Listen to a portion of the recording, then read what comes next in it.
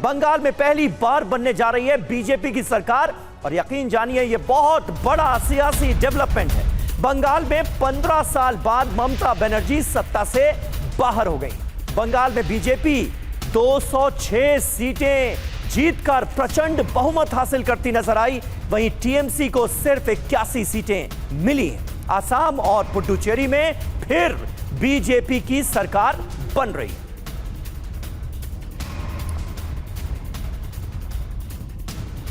तो देखिए, लेकिन सबसे बड़ा डेवलपमेंट है पश्चिम बंगाल में, जहां पहली बार भारतीय जनता पार्टी की सरकार बन रही है। 2021 से आप कह सकते हैं कि बीजेपी का उदय पश्चिम बंगाल में शुरू हुआ, जब 77 सीटें पार्टी को हासिल हुई। और इस बार 2026 में पश्चिम बंगाल में वाकई कमाल कर दिया है। भारतीय जनता पार्टी ने 206 सीटें हासिल की हैं। 81 सीटें, सिर्फ 81 सीटों पर सिमटती नजर आई है तृणमूल कांग्रेस ममता बनर्जी की पार्टी।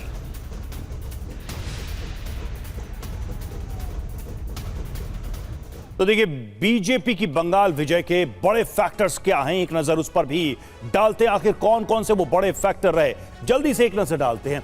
देखिए, एसआईआर का मुद्दा बड़ा रहा, लेकिन करीब 91 लाख नाम इसमें कटे थे। वो कई उसमें नाम रिव्यू में भी अभी है, उस एप्लीकेशन में है, लेकिन उसका इंपैक्ट माना जा रहा है कि पड़ा है।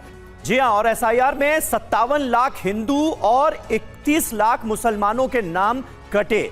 ये अपने आप में एक बड़ा डेवलपमेंट था। 31 लाख मुस्लिम नाम कटना भी काफी अहम रहा। अब राजनीतिक पंडित इसे अलग अलग नजरिए से देख रहे हैं। ममता के गढ़ में कैसे सेंध लगाई गई। मुस्लिम बहुल जिलों में भारतीय जनता पार्टी को बढ़त मिली, जो कि अपने आप में कई लोगों को चौंका रहा है। मुस्लिम बहुल 118 सीटों में से 53 पर बीजेपी ने जीत हासिल की है, यानी ममता के गढ़ में बड़ी सेंध लगाई। और देखिए, टीएमसी के कब्जे वाली 119 में से 69 सीटें जीती हैं। यह भी एक बहुत बड़ा शिफ्ट है। शाह की रणनीति, अमित शाह की रणनीति की बात करें, बंगाल में पहली बार पन्ना प्रमुख सिस्टम लागू। आप देखिए पूरा इलेक्शन मैनेजमेंट किस तरीके से अमित शाह ने किया है, और 44,000 बूथों को अलग अलग श्रेणियों में बांटकर वहां पर पूरा इलेक्शन मैनेजमेंट किया गया।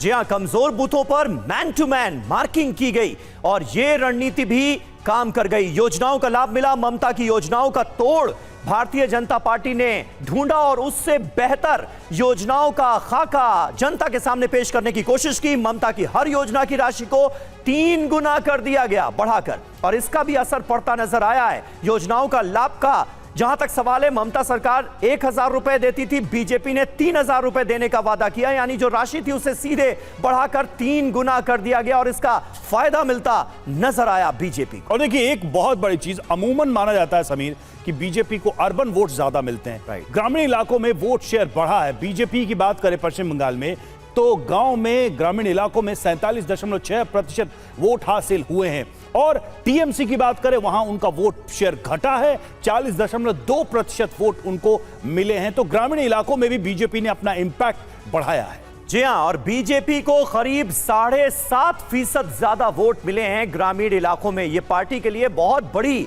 कामयाबी है, सफलता है। 2021 में बीजेपी 40.1% वोट हासिल बीजेपी ने किए थे ग्रामीण इलाकों में। 2021 में टीएमसी को 48.2% वोट मिले थे ग्रामीण इलाकों में। अब महिला वोटर्स पर आ जाते हैं। ये बहुत बड़ा मुद्दा रहा। सुरक्षा के मुद्दे पर जो महिला वोट बैंक है वो ममता बनर्जी से शिफ्ट कर गया है, टीएमसी से शिफ्ट कर गया है बीजेपी में। और आरजी कर पीड़िता की मां को भारतीय जनता पार्टी ने टिकट दिया। इस बार जो बीजेपी की तरफ झुकाव था वो एससी एसटी वोटर्स का भी नजर आया, यानी एक तरफ महिला फैक्टर और दूसरी तरफ एससी एसटी वोटर्स जो हैं उनका भी भरोसा बीजेपी के साथ नजर आया। और मतुआ समुदाय को लेकर बहुत बातें कही गई थी कि वो नाराज है, लेकिन ऐसा लगता है कि सारी नाराजगी दूर कर दी थी बीजेपी ने। वो साथ आए हैं और आदिवासी इलाकों में भी 13% ज्यादा वोट मिले। आप देखिए कि हर सेक्शन में बीजेपी ने अपनी रीच बढ़ाई है। और सरकारी कर्मचारियों की बात करिए तो बंगाल के लिए बहुत बड़ा ऐलान था। 7वां वेतन आयोग तुरंत लागू करने का वादा किया गया था, और इसका इंतजार अगर देखा जाए जो बंगाली बाबू हैं वो कर ही रहे थे, और वो भी बीजेपी ने वादा किया और ये एक बड़ा फैक्टर साबित हुआ।